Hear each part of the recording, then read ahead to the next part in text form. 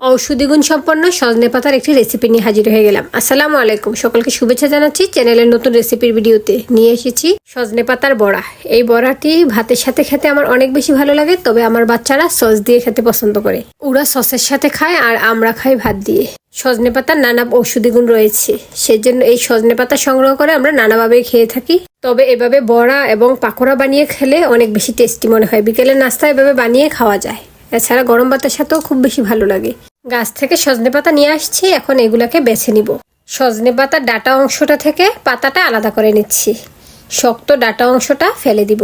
শক্ত ডাটাটা ফেলে দিয়ে পাতাটা দিয়ে এই পাকোড়া বা বড়াটি তৈরি করে নিব। এই সজনে পাতার অনেক ঔষধি গুণ রয়েছে। ঠান্ডা সর্দি থেকে শুরু করে স্বাস্থ্যের জন্য অনেক বেশি উপকারী এই সজনে পাতাটি। এভাবে আমি সবগুলো পাতা বেছে নিয়েছি, বেছে ভালোভাবে ধুয়ে নিয়েছি। সজনে পাতাগুলোকে আলাদাভাবে কুচি করার প্রয়োজন নেই, কারণ এগুলো এমনিতেই অনেক ছোট ছোট। ভালোভাবে ধুয়ে নিলে হাতের চাপে এগুলো অনেক মিশে যায়। ধোয়ার পর এখানে 1 বাটি পরিমাণে সজনে পাতা হয়েছে। পাতাগুলো একটা মিক্সিং বলে নিয়ে নিয়েছি। এখন এর সাথে প্রয়োজনীয় উপকরণগুলো অ্যাড করব। শুরুতেই দিয়ে দিচ্ছি 1/2 চা চামচ রসুন পেস্ট এবং 1/2 চা চামচ আদা পেস্ট। অবশ্য সবগুলো উপকরণ পরিমাণের উপর ডিপেন্ড করে দিয়ে নেবেন।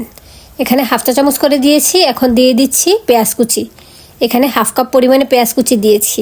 আপনারা চাইলে পেঁয়াজটা আরও বাড়িয়ে দিতে পারেন, কারণ যত বেশি পেঁয়াজ দেওয়া হয় খেতে ততই ভালো লাগে।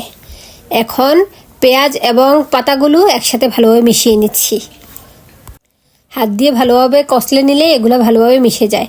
এখন এর সাথে দিয়ে দিচ্ছি কাঁচামরিচ কুচি। এখানে 1 টেবিল চামচ পরিমাণে কাঁচামরিচ কুচি দিয়েছি।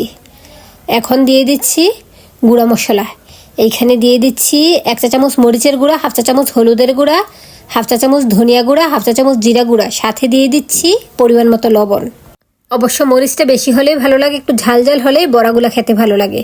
এখন সবগুলো উপকরণ দিয়ে হাত দিয়ে ভালোভাবে মেখে নিচ্ছি।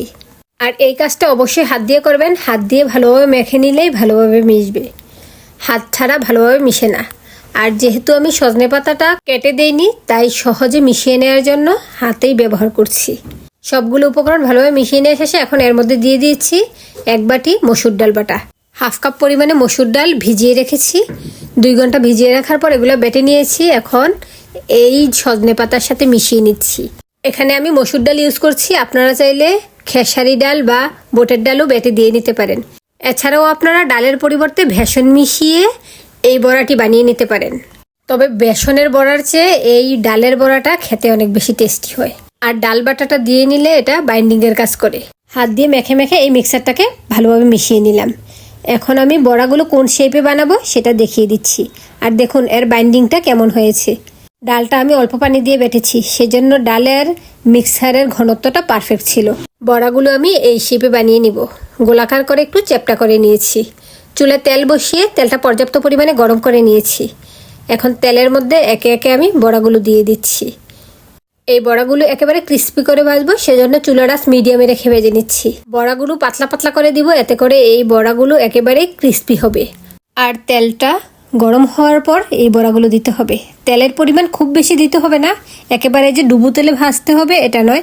তেলের পরিমাণটা মোটামুটি পরিমাণে হলেই হয়। চামচ দিয়ে সাইড করে আমি সবগুলো বড়া ভেজে নিব, সেজন্য সাইড করে ফাঁকা অংশতে আবারও আরেকটা করে বড়া দিয়ে নিই।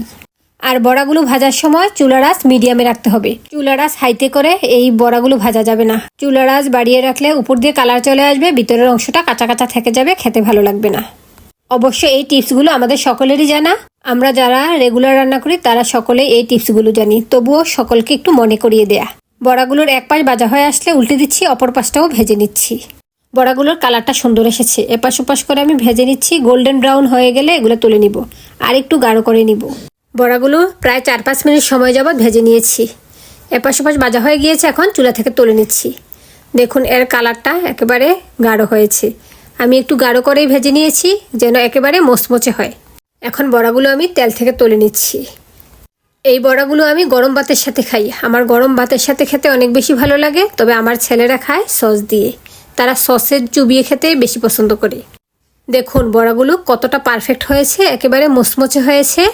আর ভিতরটাও পারফেক্টলি কুক হয়েছে, কারণ আমি অল্প আছে ভেজেছি। একেবারে পারফেক্টলি সিদ্ধ হয়েছে ভিতরের অংশটাও। আপনারাও আমার রেসিপিটি ফলো করে সজনে পাতার বড়াটি এভাবে বানিয়ে নিতে পারেন। আজ তাহলে এই পর্যন্তই, আবার চলে আসবো নতুন ভিডিও নিয়ে। আল্লাহ হাফেজ, আসসালামু আলাইকুম।